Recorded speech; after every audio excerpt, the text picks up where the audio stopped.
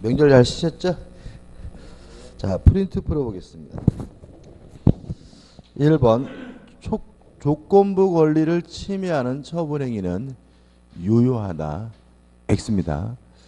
일단은 무효고요. 다만 주의하실 점은 해설에 나와 있지만 무효를 가지고 제3자에게 대항하려면 일단은 등기는 필요해요. 그렇지만 일단은 무효이기 때문에 1번은 X입니다. 2번 조건의 성취나 이익을 받을 당사자가 신의 성실에 반하여 조건의 성취를 방해했어요. 그럼 이때는 조건이 성취됐음을 주장할 수 있는데 주의하실 점은 방해한 때가 아니라 계속 읽어보면 조건이 성취된 것으로 의제되는 시점은 언제냐?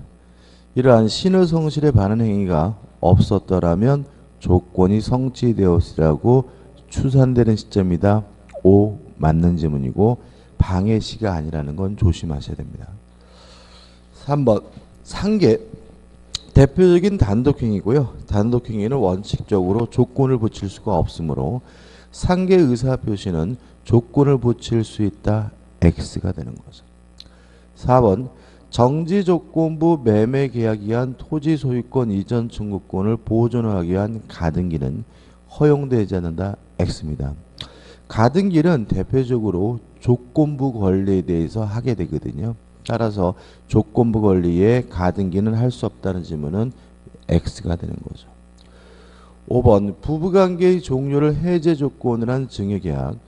우리가 가족법상의 자유는 절대적으로 보장돼야 되기 때문에 가족법상의 자유에 조건을 붙이면 반사의 조건을 무효다. 이렇게 기억하셔야 되고 또 아니면 가족법상 행위에는 조건을 붙일 수가 없다. 가족법상 행위에 조건을 붙이면 반사회적이다. 이렇게 기억하셔야 되고요. 아무튼 조건이 반사회적이라면 법률행위 전체가 무효이기 때문에 조건뿐만 아니라 증여계약 자체도 무효이다. 맞는 질문이 되겠죠. 6번 어떤 법률행위가 정지조건부 법률에 해당한다는 사실입니다. 정지조건은 현재 효과가 없는 겁니다. 현재 효과가 없다는 말은 정지조건이라는 사실이 입증이 되면 이행할 필요가 없는 거기 때문에 누가 입증하냐면 이행하기 싫은 사람이 입증하거든요. 따라서 그 법률행위로 인한 법률 효과의 발생을 저지하는 사유로서 그 법률 효과의 발생을 다투려는 자, 부정하는 자에게 주장 입증 책임이 있다는 질문은 O 맞는 질문이 되겠죠.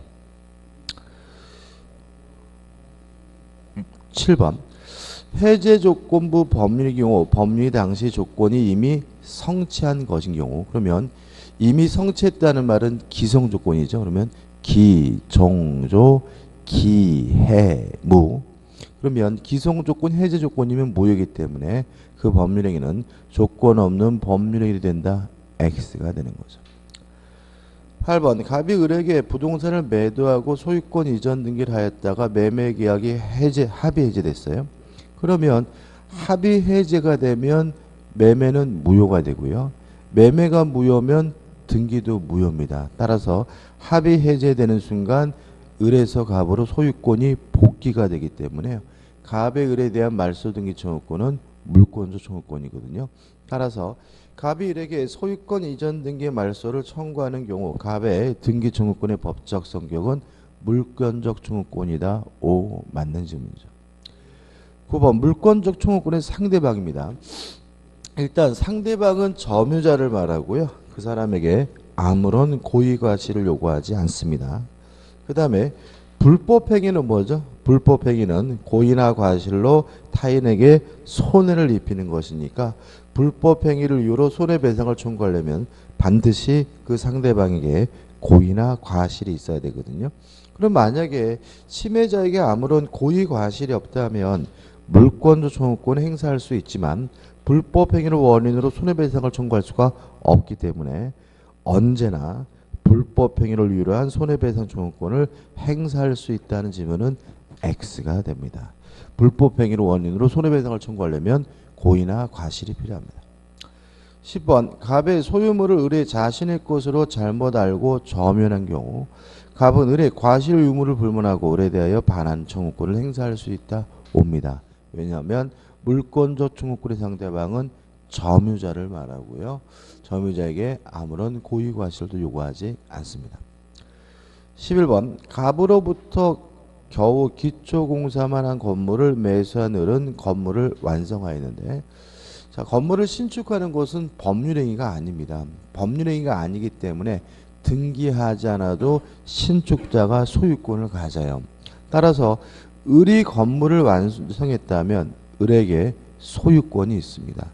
을이 자기 앞으로 아직 뭘 안 했더라도요? 등기를 안 했더라도요.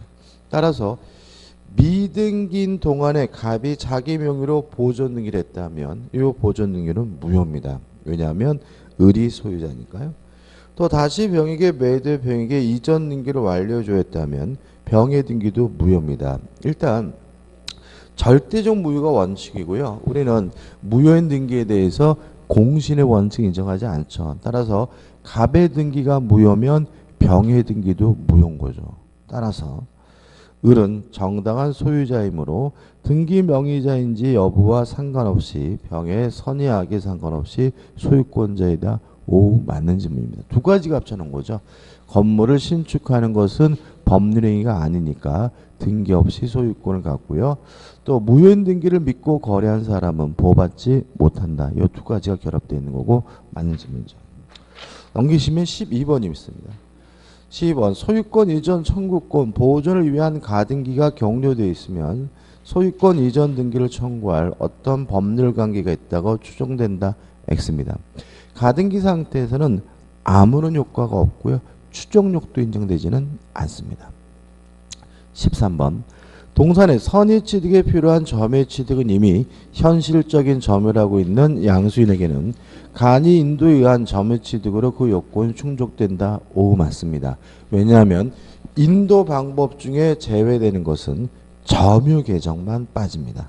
다시 말하면 간이인도 반환청구권 양도로서도 선의취득이 가능하기 때문에 13번은 맞는 질문이 되겠죠. 자, 오늘은 이제 점유권으로 넘어갑니다. 점유권.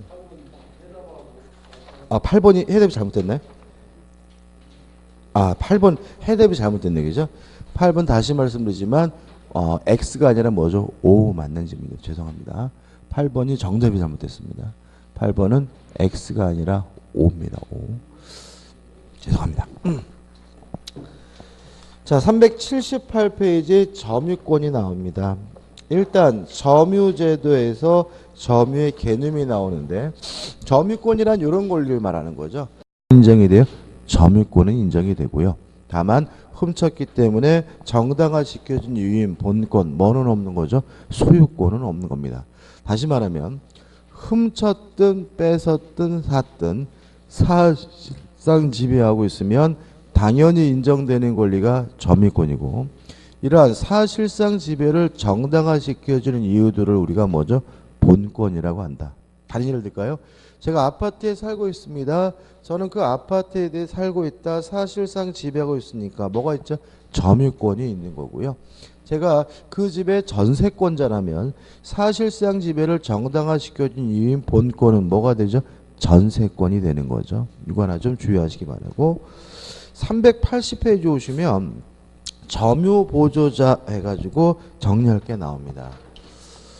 일단 사실상 지배라고 있으면 훔쳤든 뺏었든 당연히 인정되는 권리가 점유권인데 이러한 사실상 지배와 점유권이 예외적으로 불일치되는 경우가 있는데 이걸 뭐라 그러냐면 점유의 관념화라고 합니다.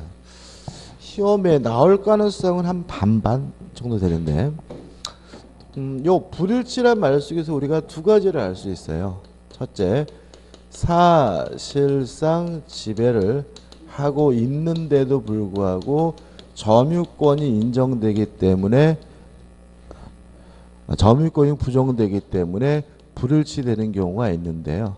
이런 사람 우리가 점유 보조자라고 하고요. 반대로 사실상 지배를 하고 있지 않는데도 불구하고 점유권이 인정이 되기 때문에 불일치되는 경우가 있는데 이 사람은 우리가 간접 점유자라고 합니다. 점유 보조자부터 나오죠. 교재 의 보시면 이렇게 되어 있습니다. 의. 점유 보조자란 가사상, 영업상, 기타 유사한 관계에 의하여 타인의 지시를 받아 물건에 대한 사실상의 지배를 하는 자를 말한다. 이렇게 나와 있죠.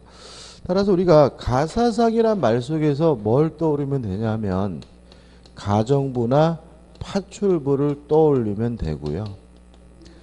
영업상이란 말 속에서 점원이나 알바생을 떠올리면 됩니다.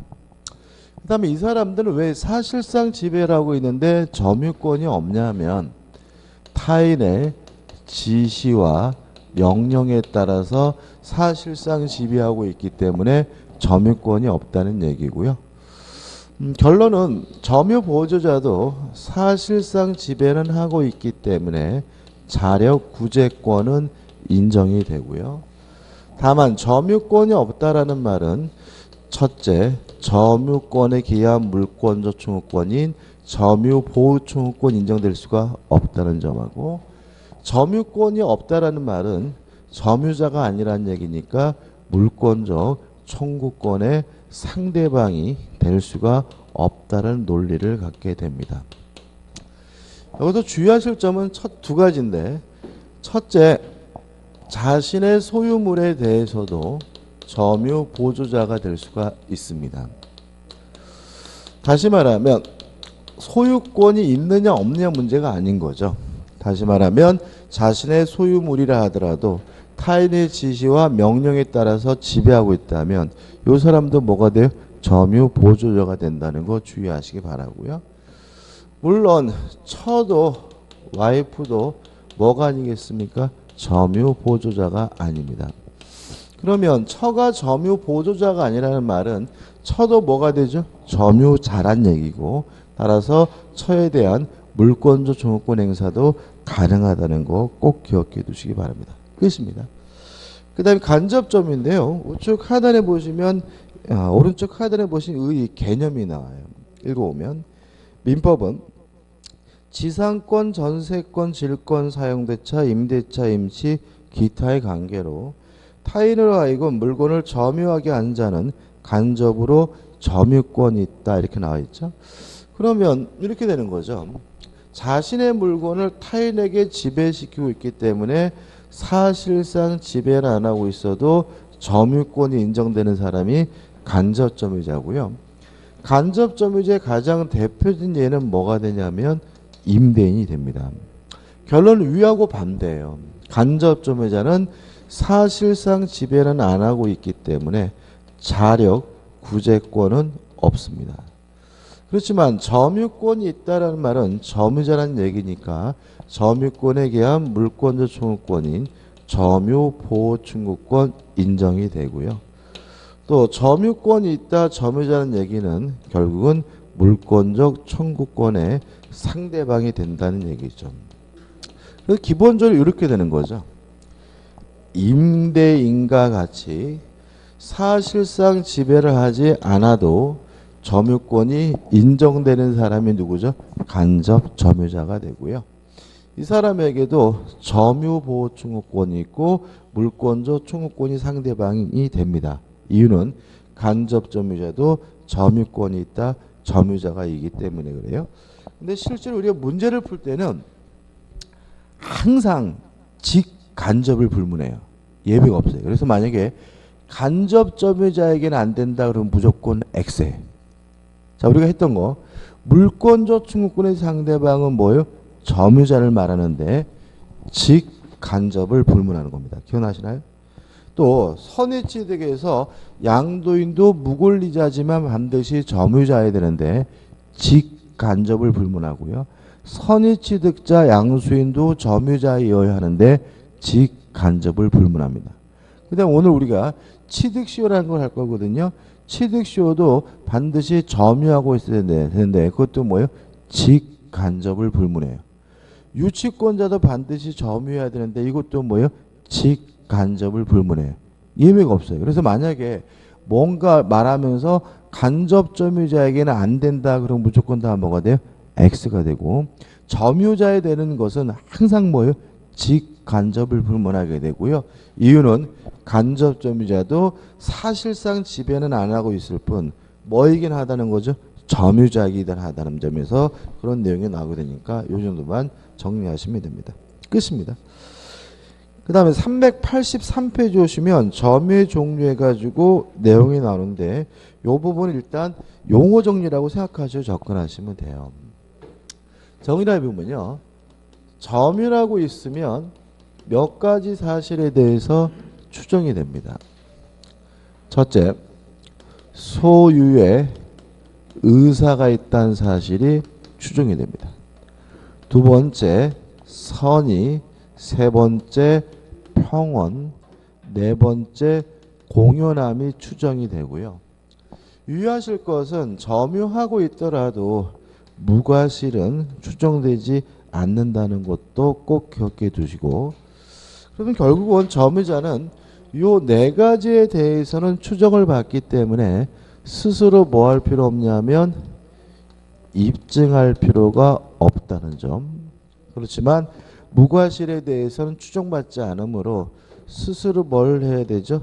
입증을 해야 된다는 점은 꼭 기억해 두시고, 그리고 저번 주에 선의 취득하면서 선의 취득자는 선의, 평온, 공연, 무과실 네 가지를 요구했거든요.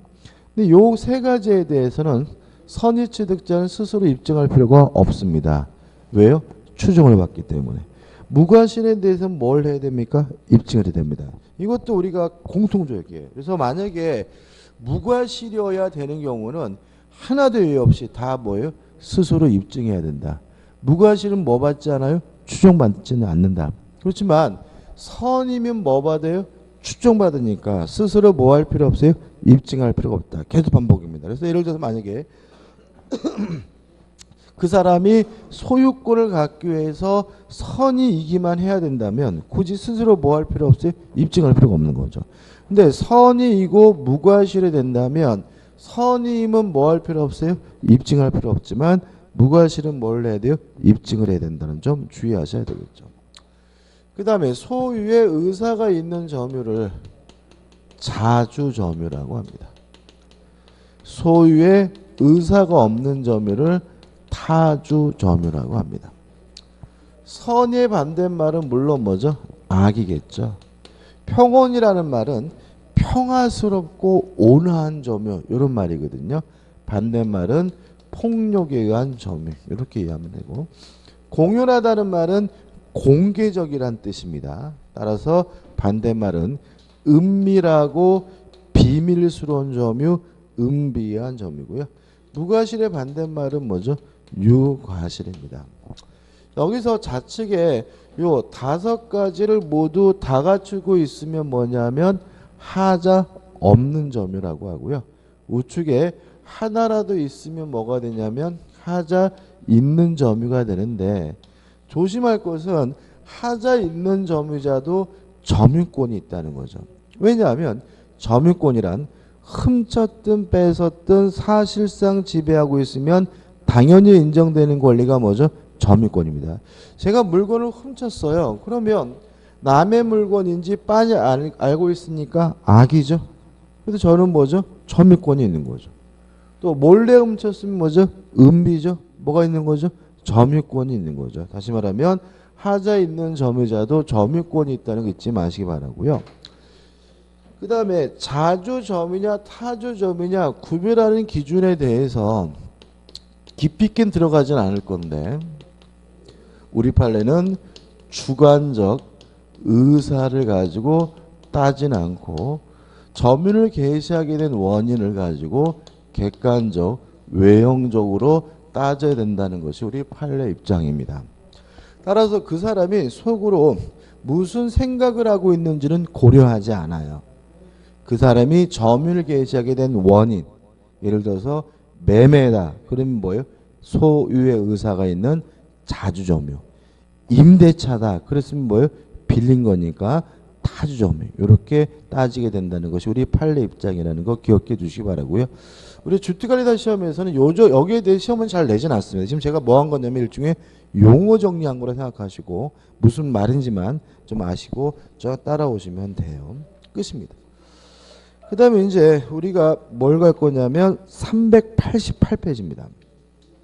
388페이지 가시면 뭐가 나오냐면 점유자와 회복자의 관계가 나오고 여기서 이제 시험 문제가 출제되게 되고요. 요 점유자 회복자의 관계가 가장 중요한 부분이라고 생각하시고 접근하셨으면 좋겠어요. 일단 이 점유자 회복자의 관계 전에 위에 거 3번 권리 적법 추정 한번 읽어볼게요. 위에서부터 네 번째 줄이죠. 점유자가 점유물에 대하여 행사하는 권리는 적법하게 보유한 것으로 뭐죠? 추정이 되는데 매매할 것은 행사하는 권리는 이 권리를 동글뱅이를 쳐가지고 밖으로 뽑아서 소유권 이렇게 하나 좀 메모하자고요. 그럼 다시 한번 읽어볼게요. 점유자가 점유물에 대하여 행사하는 소유권은 적법하게 보유한 것을 뭐합니까? 추정을 합니다. 그럼 이런 의미가 됩니다. 제가 지금 이 안경을 쓰고 있단 말이죠. 그럼 안경을 제가 쓰고 있으면 여러분들은 어떻게 생각하냐면 저 꼬질의 안경은 저 인간 거구나라고 생각한다는 거죠. 다시 말해 저는 이 안경을 점유하고 있음으로써 소유자임을 뭐 받는 거죠? 추정을 받는 거죠. 근데 문제는 이 규정은 동산에만 적용된다. 부동산의 경우에는 점유하고 있다는 이유로 소유자로 추정되는 것이 아니라 부동산은 등기하고 있는 사람이 뭐임을요? 소유자임을 추정받게 된다. 이거 하나만 주의하시면 되죠. 다시 한번요. 점유하고 있다는 이유로 소유자로 추정되는 것은 뭐에 하나죠? 동산에 하나고요. 부동산의 경우에는 등기하고 있는 사람이 소유자임을 추정받습니다. 끝이죠. 그 다음에 점유자 회복자의 관계입니다. 뭐 솔직히 거의 반드시 내야 된다고 봐야 되는데요. 일단 점유하고 있다가 그 물건을 돌려주게 됐어요. 두 사람의 관계를 우리가 점유자와 회복자의 관계라고 하고요. 내용을 시작하기 전에 우리가 잊지 말 것은 여기서 말하는 점유자는 아무런 이유도 없이 남의 물건을 점유하다가 돌려준 사람만을 의미합니다. 왜냐하면 뭔가 이유를 가지고 남의 물건을 점유하고 있다가 돌려주게 됐다면 그 사람은 그 해당 규정에 적용이 돼요. 만약 이 사람이 임차인이면 임대차의 규정이, 전세권이면 전세권에 관한 규정이, 유치권이면 유치권에 관한 규정이 적용되는 거예요. 따라서 여기서 말하는 점유자는 아무런 이유도 없이 남의 물건을 점유하다가 돌려준 사람만을 의미하고요. 만약 개념이 헷갈린다면 훔쳤다가 돌려준 사람을 생각하시는 게 가장 편합니다. 이거를 임차인 임대인 대입시키면 오류가 발생할 수 있으니까 주의하시기 바라고요. 첫 번째 문제가 되는 것은 과실이죠. 자, 과실의 개념 전에 우리가 했습니다. 불로소득을 우리가 뭐죠? 과실이라고 하고, 사과나무의 사과, 뭐 소를 키웠더니 소에서 우유를 짠다. 닭을 키웠더니 달걀을 낸다. 이런 건 뭐죠? 천연과실. 이자, 차임, 지료는 뭐죠? 법정과실. 이렇게 되는 거죠. 일단 결론은 점유자가 선이라 하면요, 과실 수취권이 있습니다. 따라서 수취한 과실은 부당이득으로서 반환할 필요가 없고요.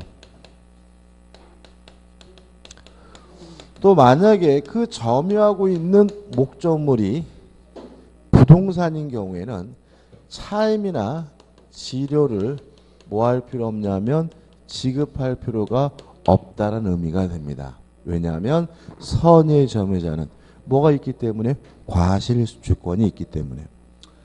다만 악이거나 폭력 또는 은비에 의한 점유자라면 요거죠. 악의, 폭력, 은비죠. 이러한 점유자라면 과실 수취권이 없기 때문에 수취한 과실이 있다면 부당이득으로서 반환을 해줘야 되고요. 만약에 점유하고 있는 목적물이 부동산인 경우에는 타임이나 지료를 뭐 해야 되는 거죠? 지급을 해야 되는 것이죠. 유의하실 것은 만약에 아기 등의 점유자가 과실로 인해서 과실을 수취하지 못했다면 이때는 대가라도 변상을 해야 된다는 거 좀 주의하시기 바랍니다. 좀 양이 좀 복잡하게 느껴질 수 있고 그렇기 때문에 확실하게 좀 정리하시기 바랍니다. 끝입니다. 그 다음에 점유자가 점유하고 있는 동안에 멸실훼손이 됐어요. 멸실훼손이 됐을 때는 어떻게 책임을 지냐 문제에 대해서 우리 민법은 악이거나 죄송합니다. 선이이고 and입니다.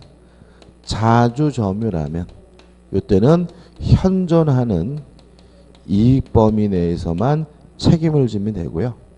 만약에 악이거나 또는 타주라면 이때는 전부에 대해서 책임을 지게 되고 여기서 항상 조심할 것은 뭐냐면 and와 또는 개념이죠. 다시 말하면 현존 이익 범위 내에서 점유자가 책임지려면 선이이고 거기다가 뭐 해야 돼요? 자줘야 된다는 거죠. 선이지만 타주면 뭐예요? 전부. 만약에 자주이지만 악이면 뭐죠? 전부. 또는과 and 개념을 좀 조심하시기 바랍니다. 그 다음에 점유자가 점유하고 있는 동안에 비용을 지출했어요. 일단 비용은 선의 점유자뿐만 아니라 악의 점유자도 다 청구할 수가 있는데 비용은 두 가지가 있습니다. 필요비. 필요비라는 말은 보존에 필요한 보용, 보존비나 수리비를 말하고요. 그 다음에 유익비라는 것이 있습니다. 유익비는 이익이 있는 비용에서 계량비를 생각하시면 돼요. 만약에 예를 들어서 보일러가 고장이 나서 고쳤으면 수리비니까 뭐가 돼요? 필요비가 되는 거고요. 보일러를 쌔뱅이로 교체했다면 계량한 것이니까 뭐가 돼요? 유익비가 되는 거죠. 일단 필요비도 선악불문하고 청구할 수 있는데요. 만약에 점유자가 과실을 수취했다면 통상의 필요비는 청구할 수가 없다라는 거 꼭 기억해 두셔야 됩니다. 그래서 오히려 악의 점유자가 필요비는 청구하게 되죠. 왜냐하면 선의 점유자는 과실 수취권이 있으니까 점유하게 되면 결과적으로 뭐 하게 되냐면 과실을 수취하게 되고요. 과실을 수취한 사람은 통상의 필요비를 청구하지 못하니까 통상의 필요비는 오히려 누가 청구하는 거죠? 악의 점유자가 청구한다는 거 주의하시기 바랍니다. 그 다음에 유익비의 경우에는 현존하는 이익이 있어야 청구할 수가 있는데 이러한 청구를 받으면 회복자는 지출 비용 또는 가액의 증가분이죠. 증가액 중에서 둘 중에 하나를 선택해서 지급하게 되는데 여기서 항상 조심할 것은 누가 선택하는 거죠? 회복자, 돌려받는 사람이 선택하게 된다는 거 주의하시기 바라고요. 그 다음에 유익비에 대해서는 법원이 상환기간을 허용할 수 있다는 거 좀 기억해 두시기 바랍니다. 우리가 유익비의 경우에는 금액이 클 수가 있어요. 그래서 한꺼번에 낼 수가 없을 수가 있기 때문에 법원이 뭐 한 달 후에 줘라, 두 달 후에 줘라라는 상환기간을 허용할 수 있다는 점을 좀 주의하시기 바랍니다. 끝입니다. 끝. 정리하면서 한번 예를 한번 들어볼까요? 갑이라는 사람이요, 돼지 농장을 해요. 예를 들어서 돼지 50마리를 키운다. 을도 인근에서 돼지 농장을 하는데 을의 농장에서 키우고 있던 암돼지 한 마리가 갑 농장으로 기어서 들어왔어요. 어떻게 들어왔죠? 기어서. 그래서 갑은 요 돼지가 을돼지인지 몰라요. 선이고. 또 지가 기어 들어온 거니까 갑은 뭐죠? 무과실인 거죠. 그래서 열심히 이 암돼지에 대해서 자기 돼지인 줄 알고 사료를 먹여서 키웠더니 새끼 돼지를 낳았어요. 새끼 돼지를 예를 들어서 12마리 한 타스를 낳았다. 그래서 기분이 째졌는데 을이 나타나가지고 이제 막 지랄거리는 거죠. 첫 번째, 요 암돼지 4대니까 돌려달래요. 이랬을 때 갑이 을에게 이 암돼지를 반환해 줘야 될까요? 반환해 줄 필요가 없을까요? 반환해 줘야 되나요? 자, 그러면 우리가 생각해 보자고요. 이게 공부를 잘 안 됐을 때는 당연히 돌려줘야 이렇게 되는데, 공부를 잘 되면요 돌려줄 필요가 없다 이렇게 되는데, 결론은 뭐죠? 돌려줘야 되는 거예요. 근데 왜 그러냐면 암돼지는 동산이죠. 그죠? 갑은 선의 무과시로 암돼지를 뭐하고 있었어요? 점유하고 있었죠. 그러면 갑이 요 암돼지를 선의 취득한 거 아닌가요? 우리가 저번 주에 동산의 공신의 원칙에서 뭘 공부했어요? 선의 취득이라는 걸 공부했잖아요. 그럼 이 암돼지를 선의 취득했나요? 이게 문제인 거죠. 그러니까 이게 공부를 안 했으면 선의 취득이라는 걸 생각도 안 나니까 당연히 돌려줘야지 이러는데, 선의 취득은 이제 어느 정도 머리에 확고하게 잡으면 갑이 선이고 무과시를 점유했으니까 선의 취득했나 보다 이렇게 되거든요. 반환해야 돼야 된다. 왜냐하면 선의 취득하지 못한다. 저번 주에 우리가 선의 취득하면 제가 굉장히 강조한 게 있었어요. 선의 취득은 공신의 원칙이고 거래의 안전을 보호하는 제도다. 다른 요건을 다 몰라도 돼요. 그렇지만 선의 취득이 공신의 원칙이고 뭐라고요? 거래의 안전을 보호하는 제도다. 이건 잊지 말자 그랬거든요. 몇 번 강조했어요 제가요. 거래가 없잖아요. 을이 뭐예요? 암돼지가 뭐였다고요? 기어 들어왔죠. 다시 말하면 거래가 없기 때문에 갑은 요 암돼지를 뭐 하지 못합니까? 선의 취득하지 못하므로 요 암돼지는 뭘 해야 돼요? 돌려줘야 되는 겁니다. 그래서 선의 취득 가장 중요한 요건은 뭐예요? 거래가 존재해야 된다. 이거 잊지 마시고, 그죠? 그 다음에 새끼 돼지 12마리 돌려줘야 돼요? 돌려줄 필요 없어요? 돌려줄 필요가 없다.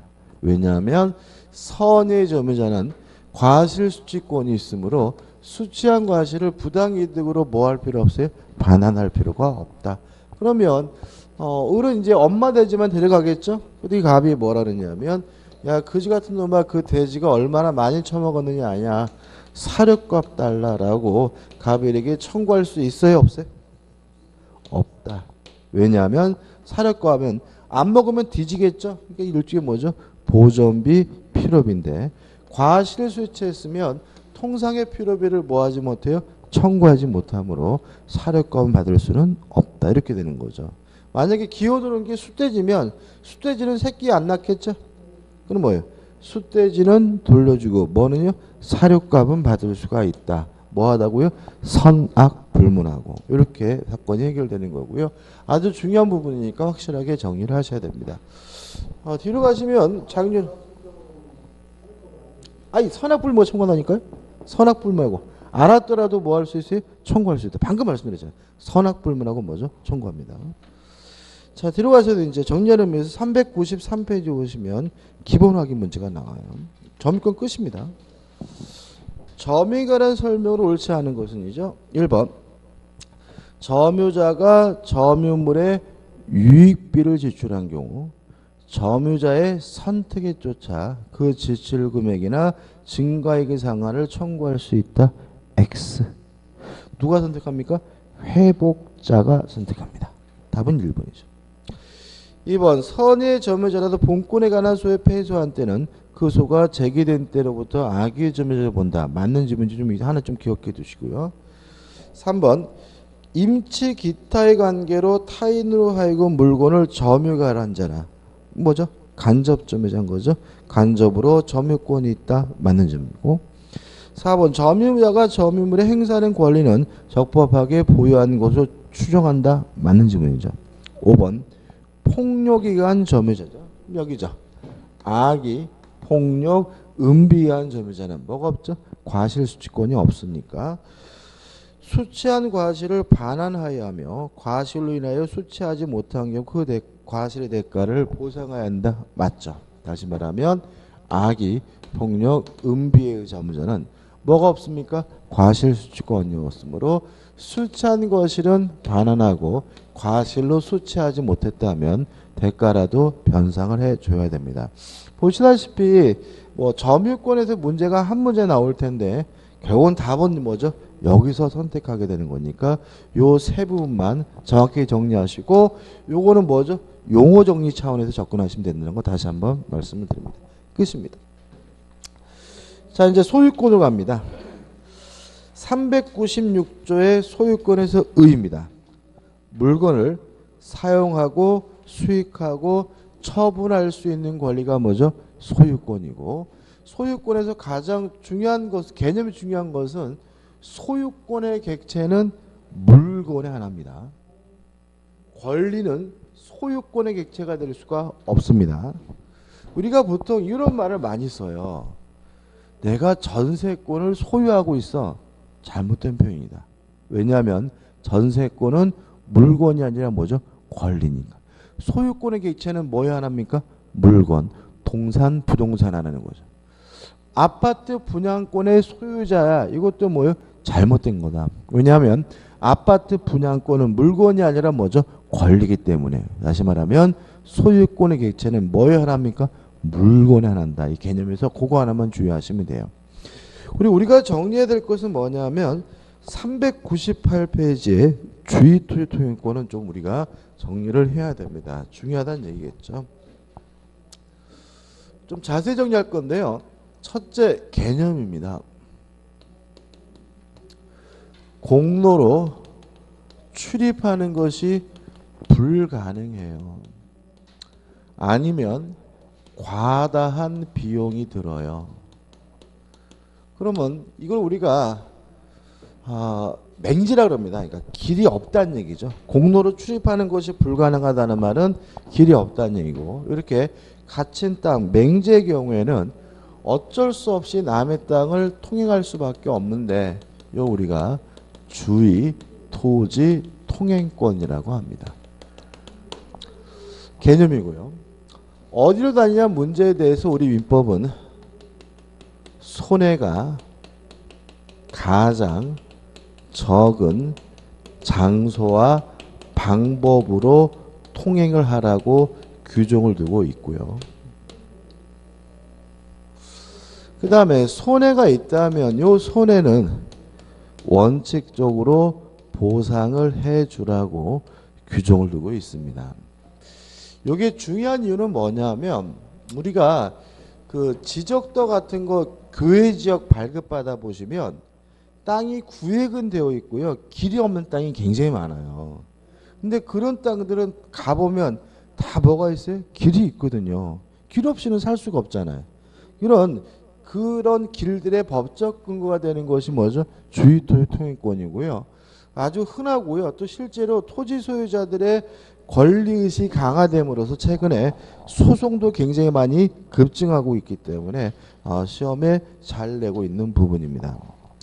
여기다 이제 사를 보시는데, 첫째, 공로로 출입하는 것이 불가능해야 주의토지 통행권이 인정이 되는데, 가능한지 불가능한 건지 판단하는 기준은 형식적으로 따지지 않고 실질적으로 판단한다. 이게 첫 번째 기억할 내용입니다. 이건 뭐냐면 거꾸로 지적도상에 길이 있는 경우가 있어요. 근데 길이 있는데 누가 거기에다가 축사를 만들어 놔가지고 다닐 수가 없다면 그때도 주의토지 통행권이 인정이 된다. 다시 말하면 형식상 길이 있느냐 없느냐 문제가 아니라 실질적으로 도로로 나갈 수 있느냐 없느냐 가지고 따지게 되고요. 여기서 조심할 것은 과다한 비용이 든다. 이건 신경 쓰지 마세요. 이 과다한 비용이 든다는 거는 왜 는 거냐면은 불가능한 경우 이렇게만 해놓으면은 무리한 요구를 할 수가 있어요. 지하도를 파라는 둥, 그죠? 아니면 몇 푼 안 되는 헬기 한 대 사라는 둥, 이런 무리한 요구를 할 수가 있기 때문에 과다한 비용이란 말을 썼을 뿐이고, 실제로 뭐죠? 불가능해야 되는데 가능한지 불가능한지는 형식적으로 따지는 게 아니라 뭐죠? 실질적으로 따진다. 이게 첫 번째 결과고요. 두 번째 주의하실 점은 불가능해야 돼요. 따라서 범도 편리하다, 지름길이다 이런 이유만으로는 주의토의 토용권이 인정되지 않는다. 불가능해야 돼요. 따라서 추후에라도 나중에라도 공로가 개설이 되면 기존의 주의토의 토용권은 뭐가 되냐면 소멸하게 된다. 이 두 가지 꼭 기억해 두셔야 됩니다. 가끔 보면은 이제 요새는 잘 안 나오는데 몇 년 전만 해도 땅 주인이 길을 막았다. 못 살겠다. 이런 거 막 카메라 출동 뭐 그것이 알고 싶다. 많이 나오잖아요. 그죠? 궁금한 많이 이런 데서 맨날 단골로 나오는데 재밌는 건 뭐냐면 그런 거 할 때 보면 꼭 마을 입구에 뭐가 있습니까? 살인마 안영찬은 잡아가라. 막 난리가 나죠. 그죠? 그리고 나서 이 기레기들이 꼭 어떻게 하냐면은 할머니 멘트를 해요. 할머니를 꼭 멘트를 땁니다. 왜냐하면 할머니의 멘트는 감성적이거든요. 할머니한테 멘트를 딱 마이크를 들이면 어떻게 해요? 할머니가 어떻게 눈물을 뚝뚝 흘리면서 우리가 일제시대 때부터 수십 년간 다녔는데 저 그제슨 놈이 길을 막는 바람에 우리가 불편해서 못 살겠습니다. 이런 식의 멘트예요. 땡! 법적으로 보호받지 않습니다. 그 할머니 말씀대로 골로 다니는 것이 좀 더 편리하다. 그런 이유만으로는 남의 땅 다닐 수는 없는 거예요. 불편하더라도 땅 주인은 어떻게 해요? 못 다니게 뭐 할 수 있어요? 막을 수가 있는 거예요. 또 아니면 또 할머니가 눈물을 흘리시면서 그놈이 미친놈이 지 땅에라고 길을 막는 바람에 우리가 20분을 돌아가야 된다. 땡! 좀 더 지름길이다. 편리하다는 이유만으로는 남의 땅을 다닐 수는 없는 거예요. 또 아니면 또 할머니가 갑자기 그러면 이제 그 다음에 또 누가 나옵니까? 땅 주인이 인터뷰한단 말이죠. 땅 주인이 또 보통 이런 인터뷰하는 경우가 있어요. 그동안은 길이 없어서 다녔는데 5년 전에 길이 났다. 길이 났기 때문에 내가 다닐 수 있기 때문에 막았다. 정당하다. 왜냐하면 추후에라도 나중에라도 뭐가 만들어지면요. 공로가 만설이 되면 주의토의 토용권은 뭐가 돼요? 소멸되기 때문에 땅 주인은 못 다니게 뭐 할 수 있는 거예요? 막을 수가 있는 거예요. 이해되시죠? 그리고 나서 항상 마지막에 뭐가 나오냐면 담당 공무원이 나와요. 담당 공무원이 나오는데 꼭 재밌는 거는 이 모자이크 그죠? 바둑판 무늬에다가 음성 변조해가지고 그게 말이죠. 어쩔 수 없고서 이렇게 막 나온단 말이죠. 왜요? 좀 더 편리하다. 지름길이다. 이런 이유만으로는 남의 땅 다닐 수가 없는 거고요. 그 다음에 나중에라도 길이 만들어지게 되면 기존의 주의토의 토용권은 뭐 하게 돼요? 소멸되기 때문에 땅 주인이 못 다니게 막는 것은 뭐예요? 정당하기 때문에 그런 거죠. 그러니까 그런 것들은 기사거리가 안 되는 겁니다. 그런 걸 보도해 줌으로써 오히려 솔직히 뭐예요? 그 땅 주인들이 그 마을을 살지 못하고 쫓겨나는 일이 발생할 수가 있고 막 이상한 일이 벌어지기 때문에 절대로 그런 것들은 보도해 줄 필요가 없다 이런 얘기인 거죠. 기억해 두시고. 그 다음에 장소와 방법에 대해서는 손에 가장 적은 장소라고 하고 있는데 도로폭 범위에 대해서 우리 민법에 아무런 규정이 없어요. 이 범위에 대해서 우리 판례는 어떻게 판시하고 있냐면 현재의 토지 용도를 기준으로 해서 실질적으로 결정된다는 것이 우리 판례 입장입니다. 도로폭은. 따라서 여러분 나중에 2차 과목이죠. 건축법의 규정은 적용되지 않습니다. 따라서 미래 용도는 고려하지 않습니다. 예를 들어서 현재 토지 용도가 밭이라면 밭을 경작하기 위해서 필요한 범위에서 주의토의 토용권이 인정이 되는 거고요. 그 밭을 밀어버리고 아파트를 지으려고 한다. 전원주택을 지으려고 한다. 이러한 미래 용도는 뭐의 대상이 아닙니까? 고려의 대상이 되지 않음을 주의하시기 바랍니다. 그 다음에 손해는 원칙적으로 보상해 주라고 하고 있지만 우리 판례가 예외적으로 보상할 필요가 없는 경우를 한 가지를 인정하는데 이렇게 기억해 두시면 됩니다. 보상 없이 통행하여 온 자입니다. 그동안 보상 없이 통행하여 온 사람들에게는 새삼스럽게 보상을 청구할 수 없다는 입장이고요.